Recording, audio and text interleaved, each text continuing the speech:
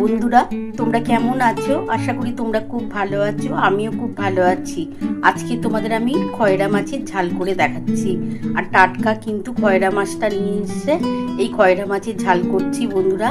আর এই খয়রা মাছের ঝাল করতে আমার কি কি লাগছে দেখো। আমি নিয়ে নিয়েছি সর্ষে, টমেটো, ধনেপাতা আর পেঁয়াজ। আমি সর্ষে আর ধনেপাতাটা আর টমেটোটা একসাথে বেটে নেব, আর পেঁয়াজটা আমি ভেজে নেব। চলো বন্ধুরা, আমি মশলাটা বেটে নিই, তারপর তোমাদের দেখাচ্ছি।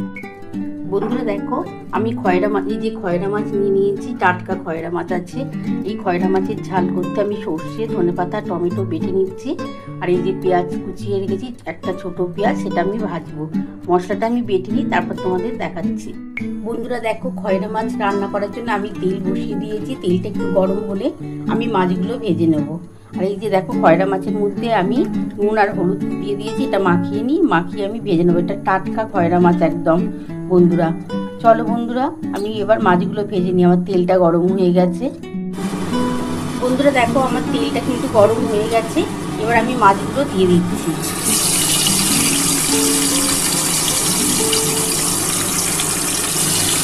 আমার খয়রা মাছগুলো একটু বড় সাইজেরই আছে বন্ধুরা। আমি এটা ভেজে নিই বন্ধুরা, তারপর আমি তোমাদের দেখাচ্ছি।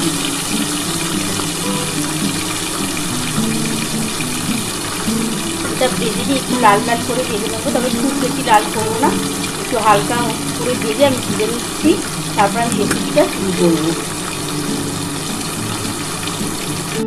বন্ধুরা দেখো, আমার কিন্তু এক পিঠ ভাজা হয়ে গেছে, আর এক পিঠ ভেজে নিয়ে ভেজে তুলে নেবো। তারপর আমি রেসিপিটা শুরু করছি। বন্ধুরা দেখো, আমার কিন্তু খয়রা মাছটা ভেজে তোলা হয়ে গেছে। আর এই যে দেখো, মশলাটা বেটে নিয়েছি, সর্ষে, ধনেপাতা আর টমেটো। আর আমি একটা ছোটো পেঁয়াজ আমি ভেজে দেবো। চলো বন্ধুরা দেখো, যে তেলটা আছে এই তেলের মধ্যেই আমি এবার পেঁয়াজটা দিয়ে দিচ্ছি।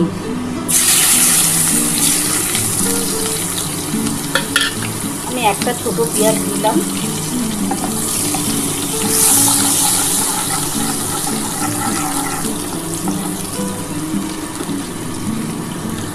পেঁয়াজটা একটুখানি ভেজে নিই বন্ধুরা। ভাজার পর তারপর কিন্তু আমি এই সর্ষে বাটাটা দিয়ে দেবো।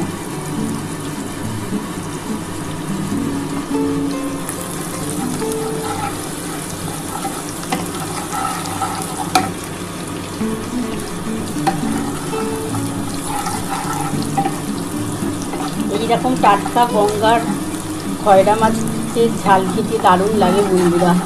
আর টাটকা পুরো খয়রা মাছটা, এই মাছের ঝাল খেতে সত্যি দারুণ লাগে। তোমরা অবশ্যই একবার বাড়িতে করে খেয়েও দেখো, খুবই টেস্ট এই মাছটা খেতে। হয়তো কাটায়